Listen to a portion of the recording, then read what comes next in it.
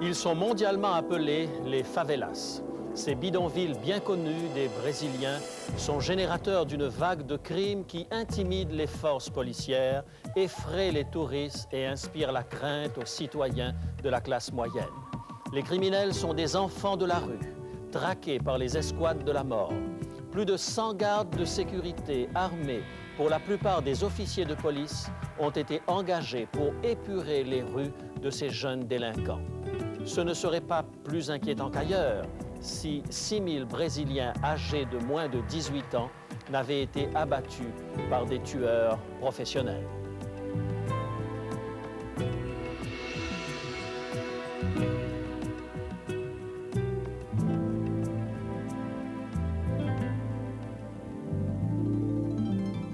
Il est écrit, je suis José Élysée et je vous propose la solution à vos besoins les plus profonds, le Christ vivant. Notre sujet d'aujourd'hui, l'écho du sang. Wellington Barbosa, âgé de 14 ans, descendait une rue achalandée de Rio de Janeiro quand une voiture s'arrêta à son niveau. Un homme en sortit tira 2 coups de feu sur Wellington, s'engouffra précipitamment dans la berline et disparut à toute vitesse. Le nom de Wellington Barbosa est venu s'ajouter à la liste des 6 000 victimes de moins de 18 ans abattues au cours de ces dernières années.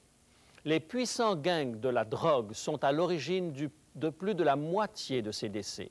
Vous avez vu comme moi les images de ces favelas de Rio de Janeiro où les gens vivent en dessous du seuil de pauvreté. Les gangs de la drogue contrôlent ces bidonvilles. Ils surnomment les enfants de ces quartiers misérables les avions, tout simplement parce qu'ils constituent les courriers parfaits pour le commerce de la drogue. Puis, ces enfants sans famille sont éliminés par les gangs parce qu'ils en savent trop ou deviennent trop gourmands, à moins que ce ne soient les bandes rivales qui nettoient leurs territoires respectifs par gamins interposés. Outre les victimes de ces gangs de la drogue, d'autres se font tuer par les escouades de la mort, engagées par les marchands locaux qui veulent épurer les rues de ces jeunes criminels. 200 000 enfants brésiliens n'ont d'autre demeure que les rues. Voilà 30 ans, 70% des 70 millions d'habitants du Brésil étaient des ruraux. Aujourd'hui, 70% des 146 millions d'habitants du Brésil vivent dans les zones urbaines. Face à une inflation démentielle et une dette nationale frisant les 120 milliards de dollars, le gouvernement a été forcé de faire des coupes sombres dans les services sociaux. Tânia Maria Sales Moreira a été appelée la justicière des enfants. Cette femme procureure a poursuivi des douzaines de tueurs d'enfants brésiliens et a obtenu des condamnations allant jusqu'à 26 ans d'emprisonnement pour 5 tueurs célèbres. Voici ce qu'elle dit. Le peuple brésilien doit se rappeler qu'il existe un droit fondamental qui vient avant tout autre, le droit de vivre. Si nous n'assurons pas ce droit, rien d'autre n'a de signification. Récemment, les forces policières ont démantelé 5 compagnies de sécurité privées qui jouaient le rôle d'escouade de la mort. Selon Brooke Larmer et Mark Marniolis, journalistes à Newsweek, elles enquêtent actuellement sur 36 autres de ces compagnies. La tâche n'est pas facile.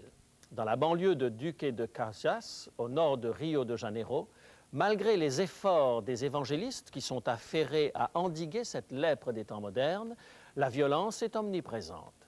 Les escouades de la mort y rôdent. Elles sont arrêtées, mais il est difficile d'obtenir des condamnations car les tueurs laissent rarement des témoins. Ceux qui survivent sont muets devant les tribunaux. La pègre est intouchable dans les rues comme dans les tribunaux. Elle terrorise les témoins, soudoie les juges et nuit aux enquêtes. Et le plus lamentable, c'est que plusieurs de ces meurtriers sont eux-mêmes des policiers. Le sociologue brésilien Herbert de Souza a dit « Depuis l'époque de Caïn et d'Abel, des adultes qui tuent d'autres adultes est monnaie courante. Mais des adultes qui tuent des enfants, c'est chose nouvelle. Je n'aurais jamais imaginé vivre dans un pays où pareille chose puisse se produire. » M. Souza a raison de faire référence à Caïn et Abel, car c'est là que pour la première fois le sang humain a été versé. Comment Caïn s'est-il senti après avoir assassiné son frère? C'était loin d'être un accident. Le premier meurtre de l'univers, infâme, terrible. La vue du premier corps ensanglanté devait paraître insolite dans le cadre de ce monde tout frais sorti des mains du Créateur. Le cœur de Caïn n'avait pas été endurci par la lecture des récits de guerre ou de terrorisme. Il n'avait jamais vu de scène de violence sur le petit écran. Le meurtre et l'assassinat étaient inconnus de lui. Il a dû être stupéfait de constater le résultat de son acte et plein d'appréhension face à ses conséquences. Il n'y a pas longtemps, à Chicago, une jeune femme de 23 ans fut condamnée pour avoir abattu un adolescent dans un fast-food uniquement parce qu'il arborait les couleurs d'un groupe rival. Ses filles jumelles, âgées de 2 ans, étaient assises sur le siège arrière de la voiture et observaient la scène, tandis que la mère appuyait sur la gâchette. Se pourrait-il qu'une génération de gens totalement insensibles à la violence soit en train de transmettre à la génération future des valeurs de violence et de barbarie? Imaginez Caïn se tenant près du cadavre de son frère, figé par la peur, horrifié à la vue du sang. Qu'allait-il se produire maintenant? Les cieux allaient-ils s'ouvrir et déverser sur lui sa malédiction? La terre abreuvée de sang allait-elle faire jaillir des vengeurs? Quelles questions ont pu traverser l'esprit du premier meurtrier? Le sang, encore chaud, s'écoule sur le sol en un filet rouge vif, absorbé par la terre, comme si elle ouvrait sa bouche pour effacer le sang de son frère. Plus moyen de revenir en arrière. Il avait frappé pour se débarrasser de quelqu'un qui lui était devenu insupportable. Aucune force policière pour enquêter sur le crime, aucun tribunal pour son procès, aucune prison, aucun gibet pour exécuter la sentence. Qui allait lui faire des reproches? Son père? Sa mère? Brisés par la douleur et conscients de leur propre faute, pouvaient-ils s'ériger en juge? La terre avait effacé le sang versé. Caïn nourrissait probablement l'espoir que l'oubli couvrirait son crime. La vie reprendrait son cours comme si rien ne s'était produit. Il n'en fut rien. Le sang d'Abel ne demeurait pas silencieux. Il élevait la voix, criait par-delà les cieux pour atteindre l'oreille du Tout-Puissant. Dieu adressa à Caïn ces paroles que nous trouvons dans le livre de la Genèse, au chapitre 4, les versets 10 et 11. Genèse, chapitre 4, les versets 10 et 11. Qu'as-tu fait? La voix du sang de ton frère crie, de la terre jusqu'à moi. Maintenant tu seras maudit de la terre qui a ouvert sa bouche pour recevoir de ta main le sang de ton frère. Le sang versé sur notre terre ne demeure pas sans conséquence. Le meurtre ne saurait être banalisé. Une voix s'élève de chaque goutte du précieux courant de vie qui s'échappe du corps de celui à qui on ôte la vie. Tout sang versé a une voix, car la vie de tout être humain est dans la main de Dieu. Et que dit ce sang? Lorsqu'Abel s'effondra sous les coups de son frère, il mourut premier martyr de la foi. Caïn se contentait d'une adoration faite d'apparence. La foi n'y avait aucune place. Il offrait à Dieu un culte fondé sur sa propre suffisance. Son autel, garni de fruits de toutes sortes, était certainement empreint de goût et d'élégance. Il s'était fabriqué sa propre religion d'où étaient absentes humilité, foi et spiritualité. Un culte dans lequel la venue du Sauveur, qui se substituerait à cet animal offert en sacrifice, n'avait pas sa place. Abel, pour sa part, professait une foi fondée sur le sacrifice promis. Sur l'autel, un agneau sanglant était disposé, prêt à être brûlé. C'était une scène pour le moins repoussante, pas tellement du goût des amateurs d'art et d'esthétique. Et pourtant, c'est Dieu lui-même qui avait choisi le symbole approprié, destiné à tourner par la foi les regards des pécheurs vers celui qui verserait un jour son propre sang pour les péchés de l'humanité. C'est par la foi qu'Abel voyait dans cet agneau sanglant l'agneau de Dieu qui ôte le péché du monde. Aussi attrayante qu'ait pu être l'offrande de Caïn, elle n'était pas porteuse du symbole de la venue du Messie. Abel fut le premier d'une nuée de témoins assassinés pour avoir voulu être des témoins de la vérité. La voix de son sang criait sa fidélité. Fidèle face à l'opposition de son frère, fidèle jusqu'à la mort. Le cri du sang d'Abel montait jusqu'aux oreilles du Seigneur. Il disait « Ô Dieu de la vie, une de tes créatures a été détruite de manière barbare. Un être vivant, sensible, fruit de ta puissance créatrice, a été retranché de la terre de manière injustifiée. Sans provocation, sans offense, son sang a été versé uniquement parce que sa fidélité envers toi était un reproche vivant pour son frère. Ce sang maintenait la vie dans le corps d'un homme qui aimait ta volonté de tout son cœur.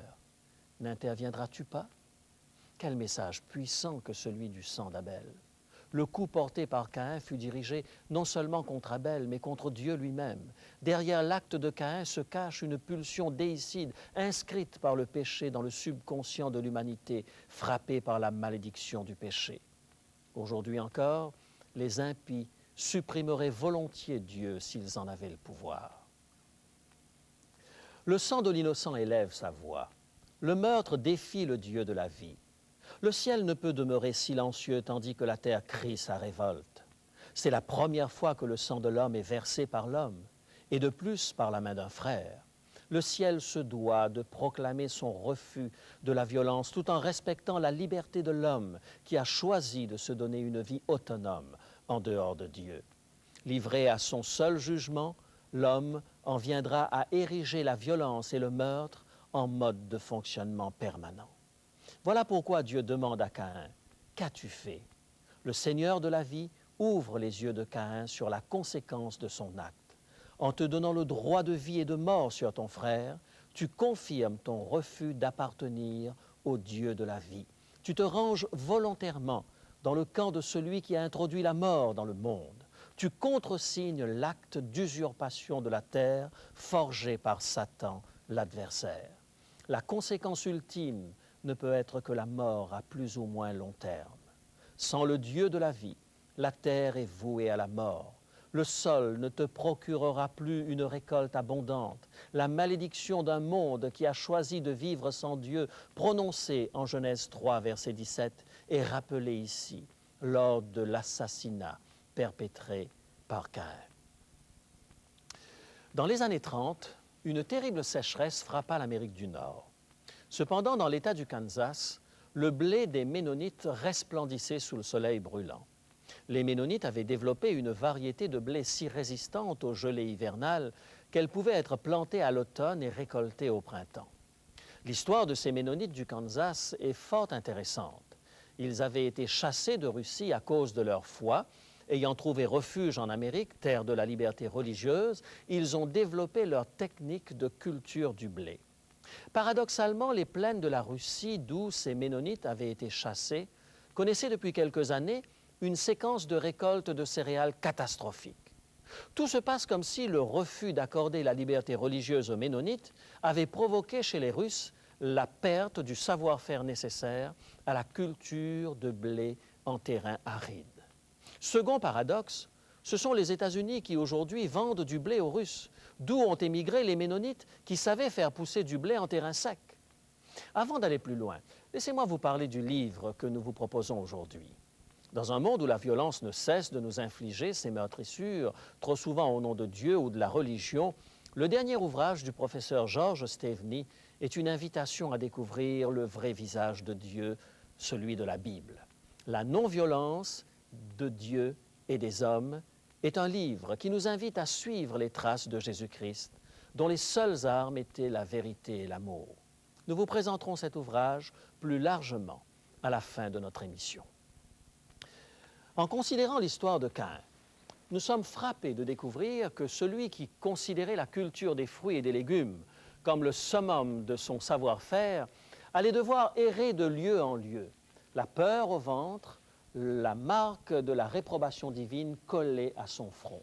« Mon châtiment est trop lourd, je ne puis le supporter, dira-t-il. » La voix du sang de son frère allait le poursuivre d'une malédiction perpétuelle. Cependant, si pour Caïn, la voix du sang était synonyme de malédiction, La voie du sang peut devenir synonyme de salut pour celui qui accepte Christ. Lisons dans le livre des Hébreux, au chapitre 12, les versets 22 et 23, ce que nous en dit l'apôtre Paul. Hébreux, chapitre 12, versets 22 et 23. Mais vous vous êtes approchés de la montagne de Sion, de Jésus, qui est le médiateur de la nouvelle alliance, et du sang de l'aspersion, qui parle mieux que celui d'Abel. Le sang de Jésus parle. Il annonce des choses meilleures que le sang d'Abel. Jésus exécuté, Pilate s'en étant désintéressé, les scribes et les pharisiens pouvaient se retirer satisfaits. Nous avons fait taire cette voix accusatrice, se disait-il. Nous n'entendrons plus la voix de celui qui disait « Malheur à vous, scribes et pharisiens hypocrites ». Ils croyaient que rien ne viendrait plus troubler leur sérénité. Ils croyaient pouvoir continuer leur culte formaliste par la voix de celui qui leur reprochait leur hypocrisie. Enfin la paix. Ils en étaient même venus à oublier qu'ils avaient crié sur la colline de Golgotha que son sang retombe sur nous et sur nos enfants. Mais le sang de Jésus cria encore plus fort que celui d'Abel. Il parlait de choses meilleures. Au lieu de la malédiction de Caïn, il parlait de bénédiction. Au lieu de nous chasser loin de la face du Père, il nous a réconciliés avec lui. Il a transformé la malédiction en bénédiction pour l'humanité. Accompagnez-moi sur la colline du Golgotha.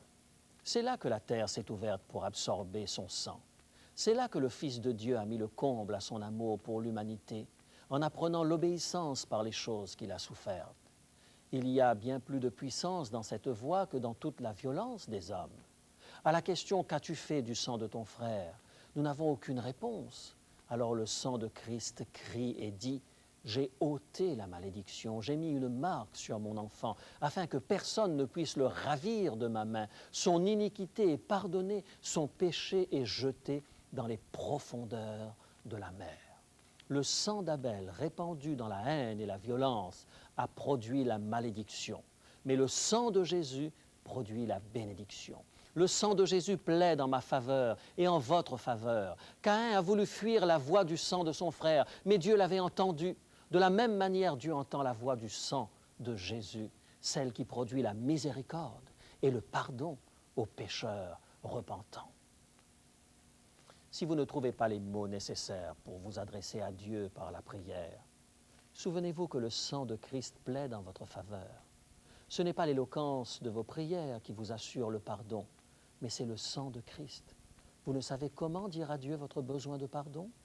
Le sang de Christ crie en votre faveur. Le sang d'Abel crie contre le coupable. La conscience de Caïn l'accable. Errant çà et là, il ne peut trouver le repos. Mais le sang de Jésus parle en faveur du coupable. Le sang de Jésus plaide pour les rebelles qui ont brisé ses lois et méprisé son amour. Le sang de Jésus apporte la paix, tel un fleuve, la justice comme les vagues de la mer. Ceux qui entendent la voix de son sang leur dire qu'ils sont pardonnés éprouvent une douce paix. Le livre de l'Apocalypse nous annonce les événements des derniers jours. Au chapitre 6, les versets 9 à 11, nous entendons à l'ouverture du 5e sceau la voix des âmes des martyrs. Apocalypse, chapitre 6, versets 9 à 11. Quand il ouvrit le 5e sceau, je vis sous l'autel les âmes de ceux qui avaient été immolés à cause de la parole de Dieu et à cause du témoignage qu'ils avaient rendu. Ils crièrent d'une voix forte en disant « Jusque à quand, Maître saint et véritable, tardes-tu à juger et à tirer vengeance de notre sang sur les habitants de la terre ?» Une robe blanche fut donnée à chacun d'eux et il leur fut dit de se tenir en repos quelque temps encore, jusqu'à ce que fût complet le nombre de leurs compagnons de service et de leurs frères qui devaient être mis à mort comme eux. Voici que s'achève cette période de temps où ils doivent encore se tenir en repos. Bientôt, les événements du 6e sceau mettront un terme à l'histoire de notre monde fatigué. En sommes-nous arrivés à tourner les pages de nos quotidiens et de nos magazines en ayant perdu la capacité de nous indigner devant la violence, la brutalité et l'horreur? En sommes-nous arrivés à découvrir dans les gros titres de nos quotidiens que plus de 25 000 personnes sont assassinées chaque année dans les villes d'Amérique du Nord et passées sans sourciller à la page des sports pour apprendre si les Blue Jays ou les Expos se sont classés dans les séries mondiales? Certains croient encore que l'ingéniosité de l'homme viendra à bout de toutes les causes d'anxiété. Mais quelle technologie pourrait nous guérir des racines du péché? Perdons une fois pour toutes l'illusion que la technologie va nous libérer de la discipline et de la responsabilité personnelle. La paix du cœur ne s'obtient pas à coups de pilules. Écoutez ce que nous dit la Bible dans le psaume 119 au verset 165. Psaume 119, verset 165. Il y a beaucoup de paix pour ceux qui aiment ta loi, et il ne leur arrive aucun malheur. Au Brésil, les escouades de la mort continueront de faire la chasse aux enfants de la rue. À Los Angeles, les 110 000 membres des 1000 gangs de rue continueront de se promener avec des mitraillettes et des grenades à main. Dans notre pays, les motards criminalisés continueront leur violence, semant l'insécurité dans le sillage de leurs puissantes machines. Depuis le sang d'Abel, la haine et la violence règnent en maître sur notre planète. Mais bientôt, très bientôt, Jésus viendra introduire une ère de paix, une paix que le monde ne peut nous donner. Sommes-nous désireux de nous mettre au bénéfice du sang de Jésus, seul chemin vers la paix véritable? Sous un ciel ténébreux, là-haut sur la colline, symbole de notre salut, faite de bois rugueux, une croix se dessine, c'est là qu'un Dieu pour nous mourut. Vieille croix morfondie du calvaire, tout fardeau, joug facile et léger. Pour le suivre au chemin solitaire, le Sauveur m'invite à m'en charger.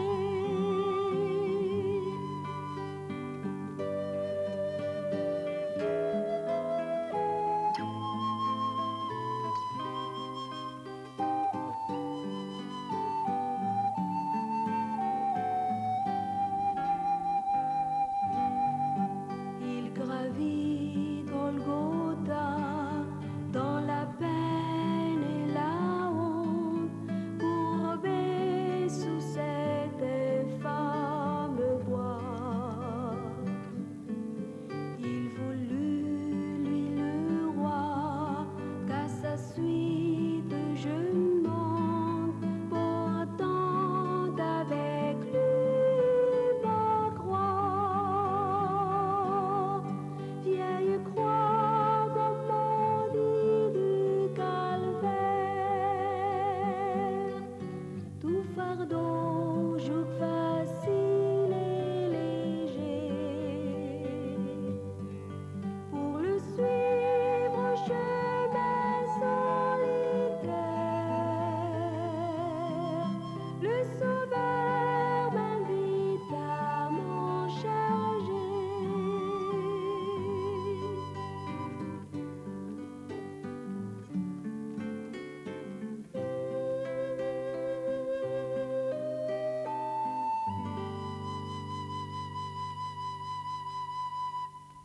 Prions ensemble, mes amis.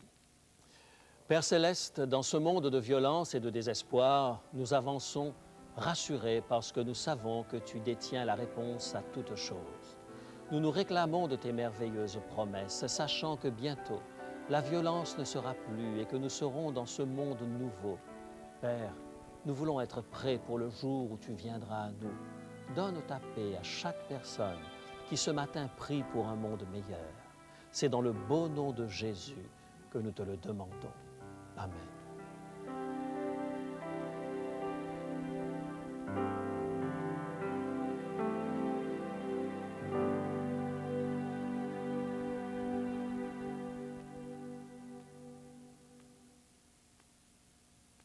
Comme José Élisée l'a si bien exprimé, notre monde violent a désespérément besoin de découvrir la non-violence. La non-violence de Dieu et celle des hommes. Non-violence de Dieu et non-violence des hommes, c'est justement le titre du livre que j'ai le plaisir de vous offrir aujourd'hui. Je n'ai pas souvent l'occasion de vous proposer un livre écrit par l'un de mes professeurs, alors c'est d'autant plus agréable de le faire aujourd'hui. À l'époque où j'étais encore un jeune étudiant en théologie, il y a bien longtemps, le professeur George Steveny était mon professeur de Bible. J'ai énormément apprécié son enseignement et je vous recommande chaudement cette étude. Il s'agit d'un livre bien documenté, le dernier ouvrage du professeur Steveny, et à travers quelques pages simples mais extrêmement pertinentes, il nous montre comment Dieu, à travers l'histoire, a toujours eu une action non violente envers les hommes et voudrait transformer nos vies à son image. La non-violence de Dieu et celle des hommes vous est proposée pour la somme de $20 et vous pouvez l'obtenir en nous écrivant ou en nous téléphonant selon les indications qui vous seront données à la fin de cette émission. Je vous rappelle également que vous pouvez obtenir le texte du jour, le texte intégral de l'émission et que vous pouvez, si vous le souhaitez, réentendre cette émission ou la revoir à travers nos enregistrements audio et vidéo. Alors n'hésitez pas, appelez-nous, écrivez-nous. Je vous souhaite une bonne semaine et à bientôt. Pour demander l'offre du jour, composez maintenant le 514-729-3515 pour la région de Montréal ou utilisez notre ligne sans frais 1-866-729-3515 si vous êtes de l'extérieur de Montréal. Il est possible que toutes nos lignes soient occupées au moment de votre appel. Composez à nouveau. Nos téléphonistes sont à votre écoute jusqu'à 10 heures ce matin. Mentionnez clairement le titre de l'offre demandée et parlez lentement afin que nous puissions bien noter vos noms et adresses. Je vous rappelle que vous pouvez vous procurer pour une somme modique les cassettes audio et vidéo de nos émissions ainsi que le texte du jour. Si vous préférez, vous pouvez nous écrire à l'adresse qui apparaît sur votre écran. Il est écrit Case postale 99, succursale Rosemont, Montréal, Québec, H1X 3B6. Nous attendons vos appels. Composez maintenant le 1-866-729-3515.